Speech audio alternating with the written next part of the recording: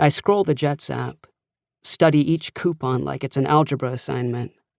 If the 8-corner cheese is $12.99, can we swing breadsticks at $4.99, given X equals taxes and Y equals delivery, tip, and convenience fees?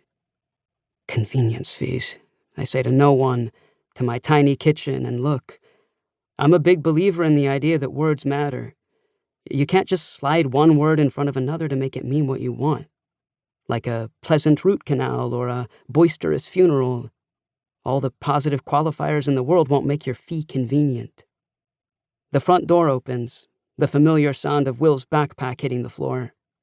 And in seconds he'll round the corner in that red hoodie he wears every day. Eyes bright and face flushed from the bike ride home.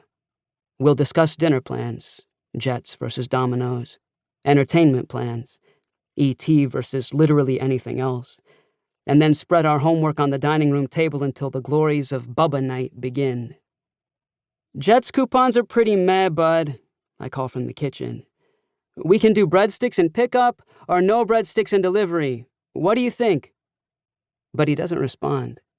Instead, I hear the sound of his footsteps clambering up the stairs, his bedroom door opening and closing, the internal machinations of my brain, wheels spinning at this unprecedented turn of events. At the bottom of the stairs, I look up toward the top landing, which is a pretty accurate sampling of the rest of the house. Cramped, discolored carpet, walls in desperate need of a new coat of paint. Across from Will's room is the door to my bedroom, with a half bath wedged between the two. Whatever pieces of the house changed when Dad left, the upstairs has remained blissfully ours. Bubba night started years ago, when Will was 2, and things were still things, good stuff around every corner. Dad's poker night fell on the same night as Mom's group exercise at the Y, and suddenly Tuesday nights became Bubba nights, Bubba being Will's word for brother. I was young, but old enough to be in charge for a couple of hours. Every Tuesday night we'd order pizza and watch a movie and basically have the run of the house for the evening. Things are different now. Dad turned out to be less of a dad, per se, and more of a dog with his head hanging out the window of a moving car.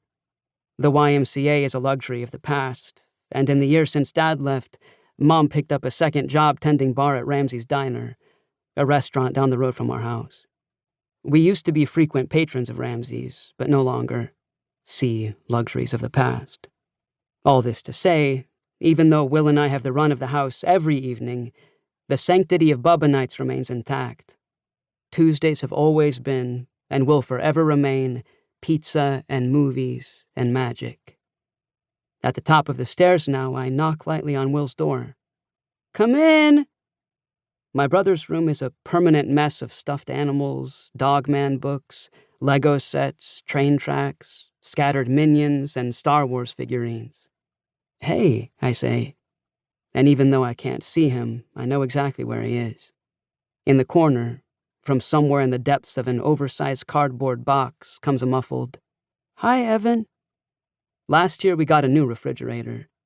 And honestly, I'm not sure who was more ecstatic. Mom, over the automatic ice maker, or Will, over the giant box it came in. After raiding the house of every flashlight and roll of aluminum foil, and then attaching those items in strategic places on the refrigerator box, he wound up constructing a very impressive rendering of E.T.'s spaceship. Much to Mom's dismay, he then took a Sharpie to either side of his new spaceship and drew 2 large words right on the walls: phone and home. The kid would live in a refrigerator box if we let him. Will, would you mind exiting the spacecraft for a second?